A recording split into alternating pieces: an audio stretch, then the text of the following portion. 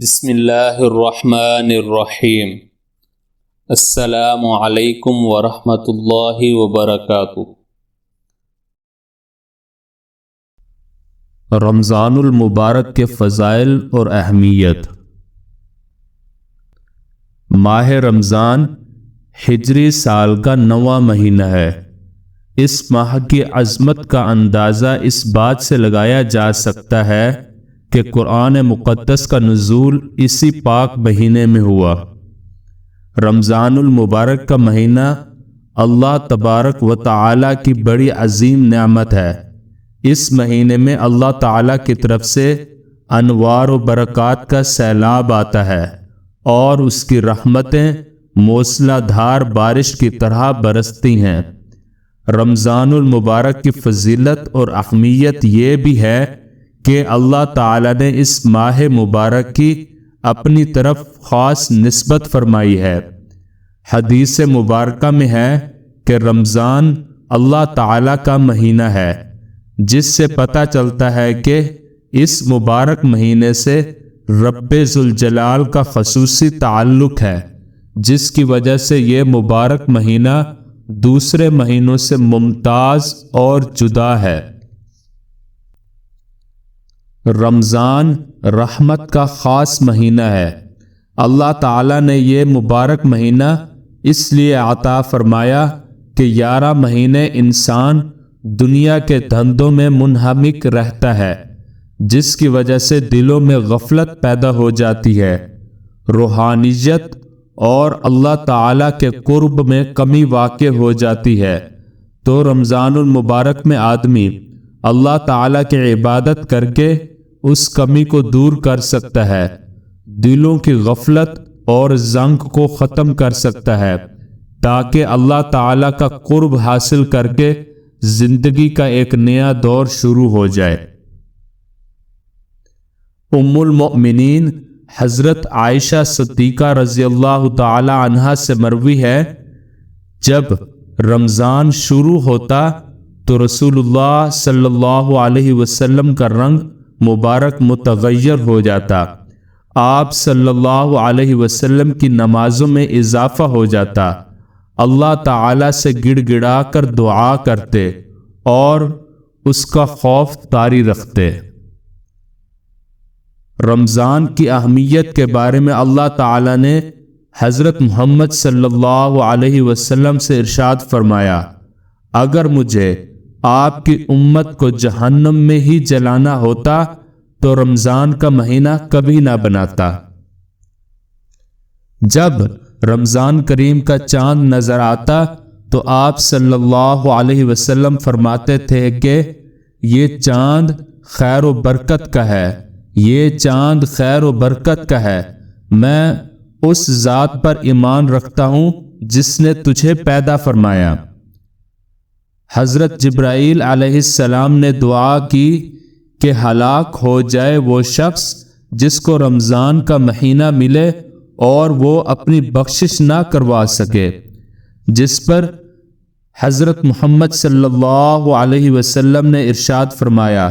آمین۔ حضرت جبرائیل علیہ السلام کی یہ دعا اور اس پر حضرت محمد صلی اللہ علیہ وسلم کا آمین کہنا، اس دعا سے ہمیں رمضان کی اہمیت کو سمجھ لینا چاہیے۔ اللہ رب العزت نے قرآن مجید میں فرمایا، رمضان کا مہینہ وہ مہینہ ہے جس میں قرآن اتارا گیا ہے، جو لوگوں کے لیے ہدایت اور جس میں رہنمائی کرنے والی اور حق و باطل میں امتیاز کرنے والی واضح نشانیاں ہیں۔ پس تم میں سے جو کوئی اس مہینے کو پالے تو وہ اس کے روزے ضرور رکھے،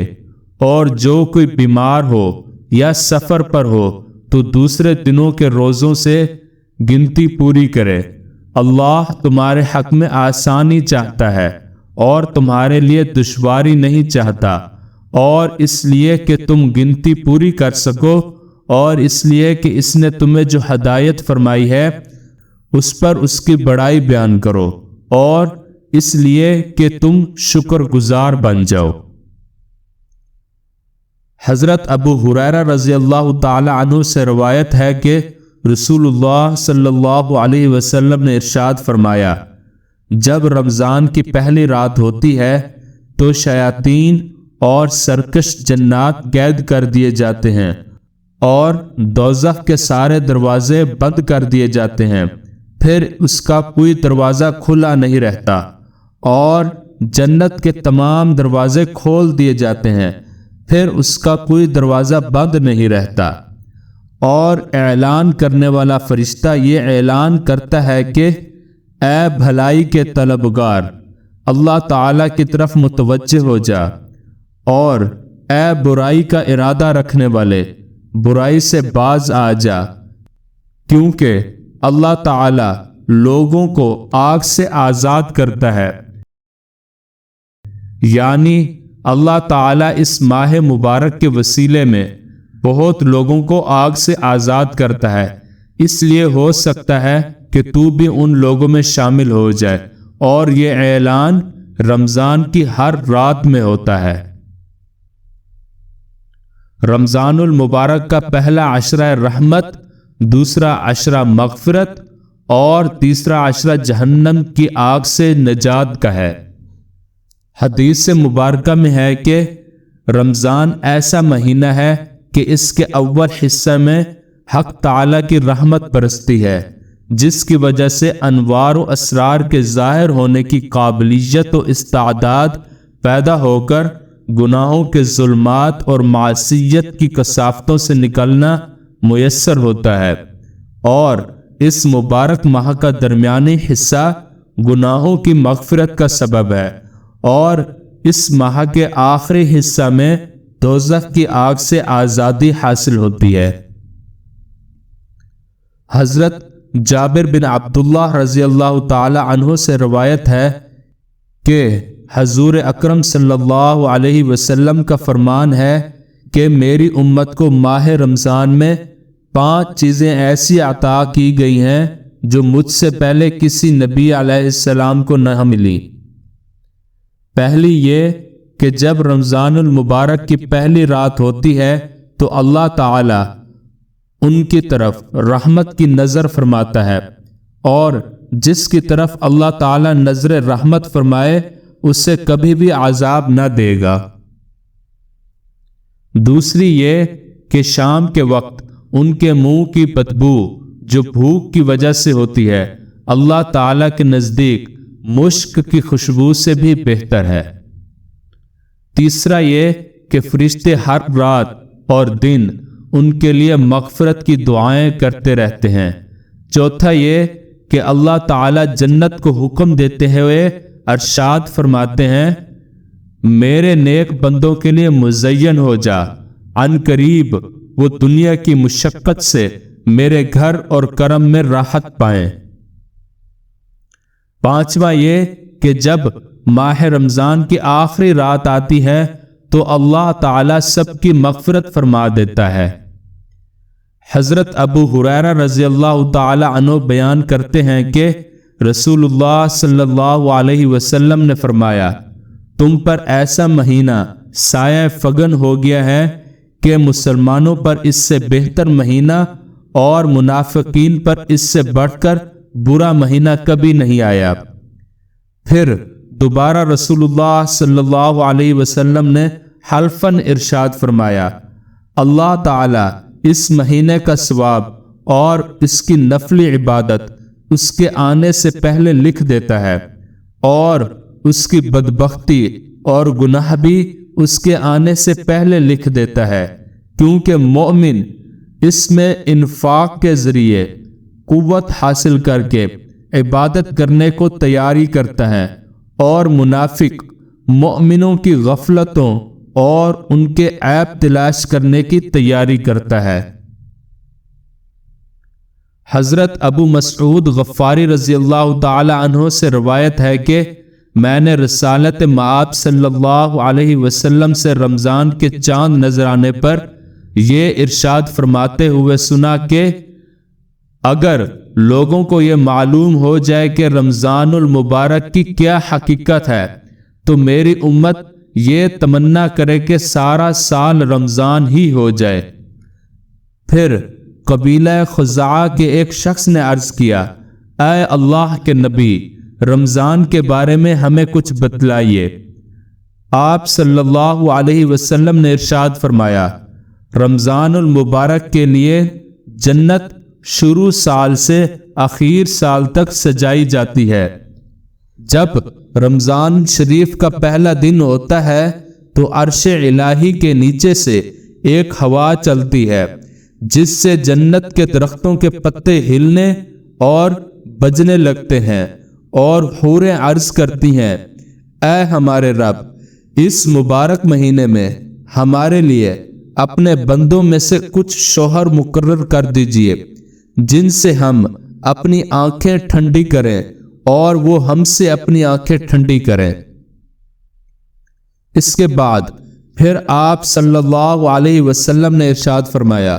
کوئی بندہ ایسا نہیں ہے کہ رمضان شریف کا روزہ رکھے گا مگر یہ بات ہے کہ اس کی شادی ایسی حور سے کر دی جاتی ہے جو ایک ہی موتی سے بنے ہوئے خیمے میں ہوتی ہے، جیسا کہ اللہ تعالیٰ نے کلام پاک میں فرمایا ہے کہ حور مقصورات فی الخیام، یعنی حوریں خیموں میں رکی رہنے والی ہیں۔ ان عورتوں میں سے ہر عورت کے جسم پر 70 قسم کے لباس ہوں گے، جن میں سے ہر لباس کا رنگ دوسرے لباس سے مختلف ہوگا، اور انہیں 70 قسم کی خوشبو دی جائے گی، جن میں سے ہر عطر کا انداز دوسرے سے مختلف ہوگا، اور